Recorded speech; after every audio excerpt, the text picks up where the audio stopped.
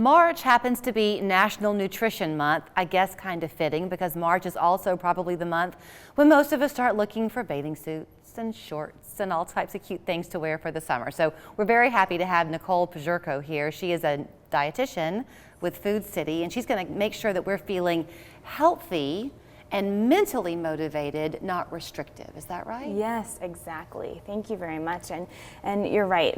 March is National Nutrition Month, which was a campaign that started 50 years ago by the Academy of Nutrition and Dietetics. So it really encourages making more informed food choices and promoting physical activity as well.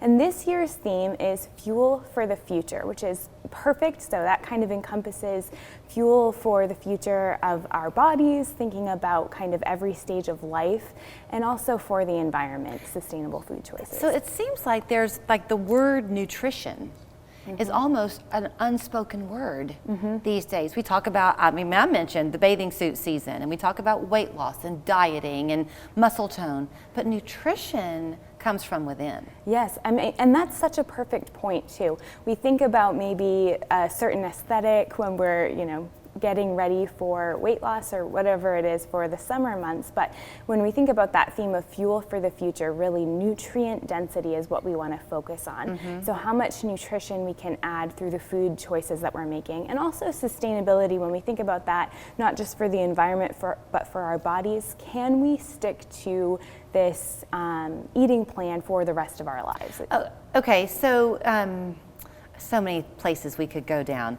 You look globally, and eating is a cultural habit. Of course. Right? Yep. So you hear about the Mediterranean diet, the American diet, et cetera, et cetera. Right. Our American normal is just not really what our bodies need, right? So the standard American diet tends to be highly processed, tends to be pretty high in saturated fats and added sugars as well. And when you compare it, you mentioned the Mediterranean diet tends to really prioritize fruits and vegetables, of course, which we always encourage eating more of as dietitians, but also whole grains. So foods found or that have lots of fiber and heart-healthy oils. Let me ask you about that. I was having a conversation with my husband actually on the way into work this morning about some of these topics.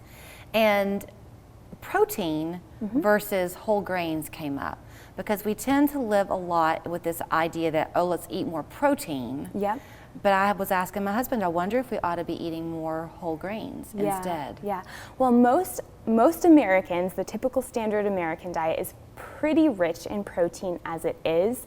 And so prioritizing those lean proteins is really helpful for keeping you full, especially you mentioned, for weight loss, protein can be helpful for that, but most people are not getting enough fiber in their diets from those fruits, vegetables, and whole grains. And beans and legumes, which are gonna offer not only fiber, but also protein as well. Okay, because you have to be careful, I guess, then, because too much of a good thing is a bad thing. Of course. So when we think about it, fiber and protein, we have to think about them in the context of different food groups, right? So you're not going to find fiber in your protein category, but of course that's an important macronutrient that we need as well. So within your work at Food City, there's a Food City everywhere. There's a church and a Food City on every corner. On every corner. So can people come to or access a website or anything to kind of learn some of these? Yes, absolutely. So at foodcity.com/pickwell, that will give you access to our shelf tag hierarchy program, which highlights better for you options in the store. Either on the when you're shopping in the store, you might notice the dietitian's pick, the whole grain, the heart healthy tags, which are going to highlight items that have at least 10% or more of the daily value of things like potassium, calcium, really just nutrients that we're not getting enough of in our typical diet. And then we also have tags for, carb aware, no added sugar, more specific nutrient concerns that people might have. If you're in a position where you're raising a family, and you've got, mom and dad, and let's just say 3 kids, 8 to 16. Right. That's the family dynamic. Does each person in that group kind of need something different for their own place in life? Yeah, so certainly that is absolutely true.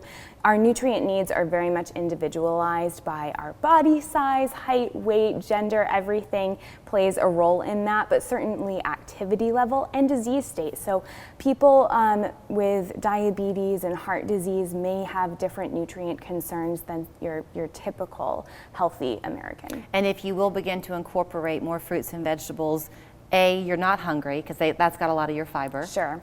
Fiber and water too, which is really filling. And you're going to glow, aren't you? Yep. You kind of get a cosmetic makeover. More vitamins, minerals, and water are going to certainly have effects on skin. All right, I guess too. I'm going to go eat some broccoli. Nicole, thank you so much. Thank you so much. So if they go to foodcity.com, they can learn more that way? Foodcity.com or foodcity.com/pickwell. Okay. And then, of course, do your shopping there at the grocery store and learn what you want to get. Make a list before you shop and avoid those processed foods if you can. Absolutely. Planning ahead is key.